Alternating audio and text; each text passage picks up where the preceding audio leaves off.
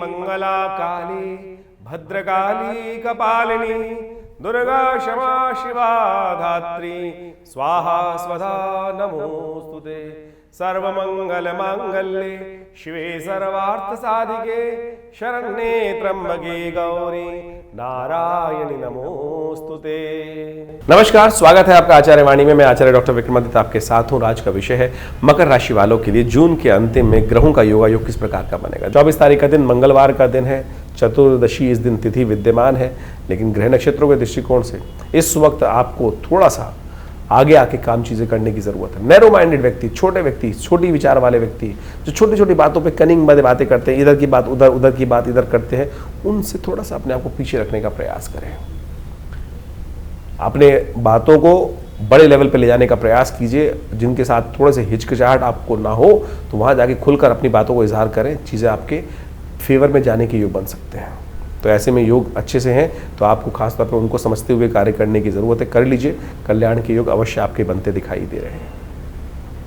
और ग्रह नक्षत्रों को दृष्टिकोण समझे तो 25 तारीख का दिन भी समझ लीजिए, बुधवार का दिन है और उस दिन अमावस्या तिथि का योग है। ग्रह परिवर्तन की तरफ जा रहे हैं, थोड़े से वीक रहेंगे आपके लिए।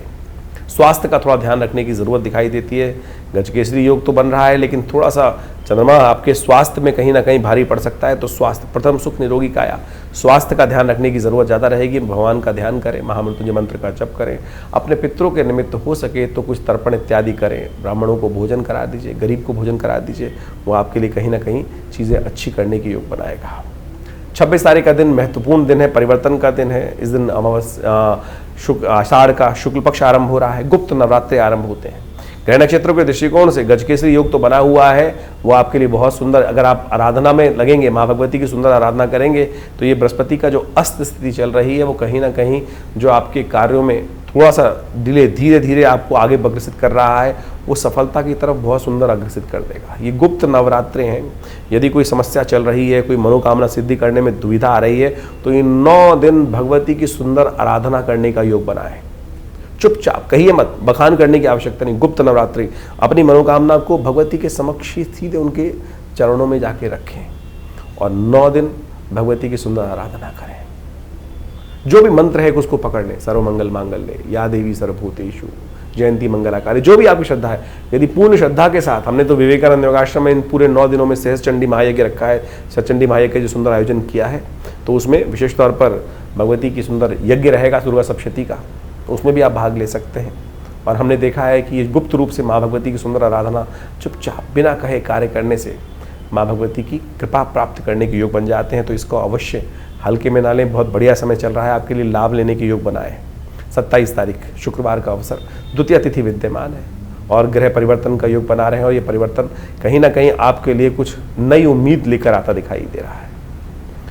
हर चीज़ में इम्प्रूवमेंट का कुछ ना कुछ योग बनेगा, पॉजिटिव रहेगा। माँ भगवती ब्रह्मचारिणी आराधना का दिन है। मनोरथ सिद्ध द्वादशी द्वितीया दिखाई देती है। जगन्नाथ जी की यात्रा भी आरंभ हो रही है इस दिन से। कोशिशें करें, भगवान का सुंदर स्तवन करें और चीज़ों को पॉजिटिव करने का योग बनाएं। इस वक्त ग्रह नक्षत्रों के दृष्टिकोण से योग जो बनकर तैयार है उसको आपको लाभ लेने का प्रयास करना चाहिए। ऐसे में नया मोटिवेशन, नया कुछ बहुत सारा क्लियर वॉइस आपको प्राप्त होता दिखाई दे रहा है। बहुत सारे नए विचार आपके मनोमस्तिष्क में आएंगे। तो इस वक्त समय है उन पर पूरी तरह से काम करने का। इस वक्त पूरी तरह से आप आगे बढ़कर काम करें। चीज़ों को जैसे जैसे आपके मनोमस्तिष्क में जो जो विचार आ रहे हैं उनको साइडलाइन मत कीजिएगा, उन पर अच्छे से थोड़ा ध्यान देकर कार्य करेंगे तो बहुत अच्छा रहेगा। 28 तारीख शनिवार का अवसर, तृतीया तिथि विद्यमान है और इस दिन एक ग्रह नक्षत्र का परिवर्तन का योग बन रहा है। ये थोड़ा सावधान वाला है।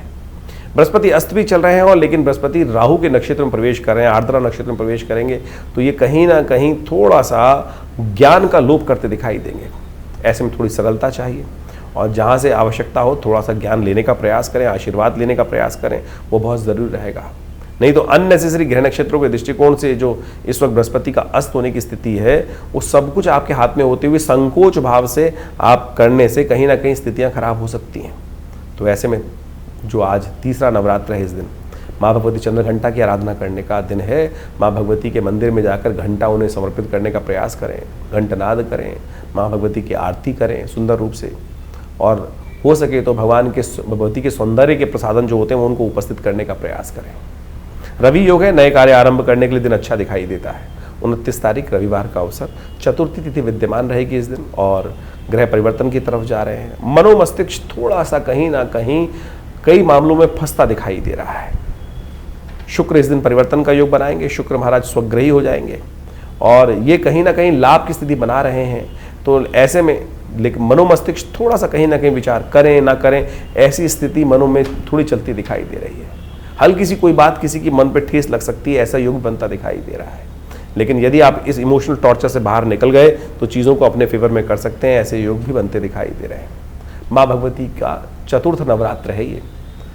ऐसे में माँ भगवती को कुष्मांड पेठा जो होता है उसका बलि देने की परंपरा शास्त्र में रही है। अंधकार से प्रकाश में ले जाने का पर्व है वो कुष्मांड। माँ भगवती को पेठे की बनी हुई बर्फी भगवती को अर्पित करें। देखिए आपके ग्रह परिवर्तन का योग बनाएंगे। 30 तारीख का दिन सोमवार का अवसर है। पंचमी तिथि इस दिन विद्यमान है। मंगल शुक्र के नक्षत्र में प्रवेश कर रहे हैं और शुक्र के नक्षत्र में प्रवेश करने से मंगल का वर्चस्व बहुत बढ़ जाता है और ऐसे में श्रूडनेस ही आपके कार्य को सिद्ध करेगी। कहाँ कदम आगे बढ़ाना है, कहाँ पीछे बढ़ाना है, ये जीवन शतरंज की चाल है और ऐसे में बुद्धि के अनुसार से कार्य करने से ध्यान रखने की आवश्यकता है। लेकिन बुद्धि का ज्ञान का देवता बृहस्पति इस वक्त अस्त बैठा है, तो ऐसे में मंगल शौर्य को जगाए। हनुमान जी की उपासना करें, हनुमान जी आपके कार्य साध देंगे। ऐसा योग भी बन रहा है तो इसको साधने का प्रयास कीजिए, बहुत सुंदर रहेगा। हमने भी विवेकानंद योगाश्रम में इस दिन सोमवार के दिन इस बार एक सुंदरकांड का कार्यक्रम रखा है, क्योंकि मंगल परिवर्तन की तरफ जा रहा है, शुक्र के साथ योग बना रहा है। तो इस दिन मंगल के इस योग को शुभ करने के लिए सुंदरकांड का पाठ करना आपके लिए बड़ा अच्छा रहेगा। तो ये ग्रहों का योगा योग इस आषाढ़ के महीने में जिस तरह चल रहा है आपने समझा। दिन पर दिन आपकी राशि के दृष्टिकोण से कैसा योग आपके लिए रहेगा, कैसे ग्रहों के अनुसार से आपको उपाय करना चाहिए, ये वास्तविक तौर पर आपकी राशि के अनुसार से आप समझ सकते हैं। आउटलाइन है केवल। देखिए वैसे तो हर व्यक्ति का भाग्य अलग अलग होता है, राशि के अनुसार से केवल आउटर पेरिफेरियल पे रूप में हम समझ सकते हैं, लेकिन वो भी एक ज्योतिष का एक अद्भुत पैमाना है जिसके द्वारा हम राशि के दृष्टिकोण से चीज़ों को समझते हैं। लेकिन इस बात को हमें समझना चाहिए कि आपकी राशि साथ साथ आपकी जन्मपत्री, उनमें तारतम्य बिठाकर फिर जो प्रेडिक्शन को समझने का हम प्रयास करते हैं वो वास्तविक तौर पर आपके लिए जन्मपत्री के दृष्टिकोण से बहुत महत्वपूर्ण समझ में आता है। और ये ज्योतिष दिखाता है भविष्य के दृष्टिकोण से कि कैसा समय आपके लिए रहने वाला है। बुद्धिमान व्यक्ति वही होता है जो समय को पहचान ले, समय के अनुसार से कार्य कर ले।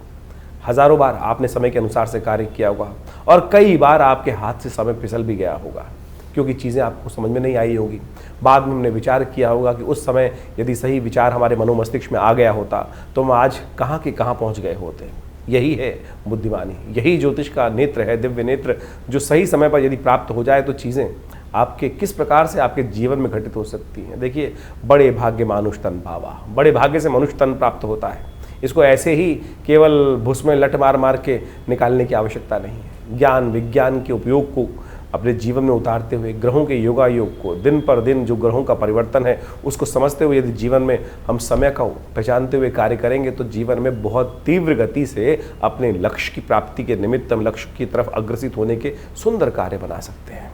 ज्योतिष उसमें एक अद्भुत रूप से लाभ भी दे सकता है समय के अनुसार से। समय समय पर हमने भी अपने चैनल के माध्यम से आपके समक्ष विभिन्न भविष्यवाणियाँ उपस्थित करी हैं। आषाढ़ का महीना जिस प्रकार के योगों को लेकर आया है, षडाष्टक योग, शनि मंगल का योग चल रहा है। इस आषाढ़ के महीने में 5 बृहस्पतिवार का योग बन रहा है। विश्व के दृष्टिकोण से लड़ाइयों का, युद्धों का योग दिखाई दे रहा है। हमने इससे पिछले पूर्व अपने जो वीडियो बनाए थे उसके अंदर ये बात उपस्थित करी थी कि आकाशीय घटनाएं किस प्रकार की बन रही हैं और क्या क्या दुर्घटनाएं घटने के योग हैं। बहुत सी घटनाएं उसके अंदर आपके समक्ष में आई। अभी भी जिस प्रकार के योग हैं, षडाष्टक योग लगातार चल रहा है। विश्व में अशांति का वातावरण बनता दिखाई दे रहा है। युद्ध की स्थिति लगातार भयावह होती दिखाई दे रही है। विश्व में चल रहा है। लोग कह रहे हैं कि ये स्थिति आगे आने वाले विश्व युद्ध की तरफ अग्रसित हो रही है। बिल्कुल सही दिखाई देता है। अभी आज जल्दी ही आपको दिखाई देगा। मुहर्रम का जो वर्ष नया मुस्लिम हिजरी संवत के अनुसार से आरंभ हुआ चाहता है, वो साफ साफ दिखा रहा है कि अभी जिस प्रकार से इस्लामिक देशों को अलग अलग छितरा छितरा हम समझते दिखाई दे रहे हैं, आगे आने वाले समय में इनके ग्रहयोग के अनुसार से सब एक होते दिखाई देंगे। और जब ये सब एक होते दिखाई देंगे तो फिर एक पुनः भयावह स्थिति विश्व के दृष्टिकोण से, एक युद्ध के दृष्टिकोण से सामने आती दिखाई देगी। तो यानी इन समस्त ग्रहों को हमें अच्छे से समझना चाहिए और उसके अनुसार से कार्य यदि जीवन में करें तो बहुत रूप से चीज़ों को सही रूप से अपने जीवन में शुभ करने के निमित्त ले जा सकते हैं। इसके साथ साथ इस दिनों ग्रहों का जो परिवर्तन का योग चला, चाहे वो मंगल, चाहे वो शुक्र, इन सब ने अपने अपने नक्षत्रों में परिवर्तन किया और कई राशियों में परिवर्तन या कई अवस्थाओं में परिवर्तन हुआ। शुक्र महाराज अपने सुंदर रूप से अपनी राशि में आ गए। मंगल वहीं इन दिनों अपने राशि के दृष्टिकोण नक्षत्र में परिवर्तित करते हुए शुक्र के नक्षत्र में ही प्रवेश कर चुके हैं। तो ऐसे में इन सब का प्रभाव जो होने वाला है, ये सब आपको हमने समय समय पर बताने का प्रयास करते हैं, आपको समझ में भी आएगा। बहुत सारे लोग हैं जो तथाकथित तौर पर कई बार हमारे मनोमस्तिष्क में विडंबनाएं उत्पन्न करने का प्रयास करते हैं।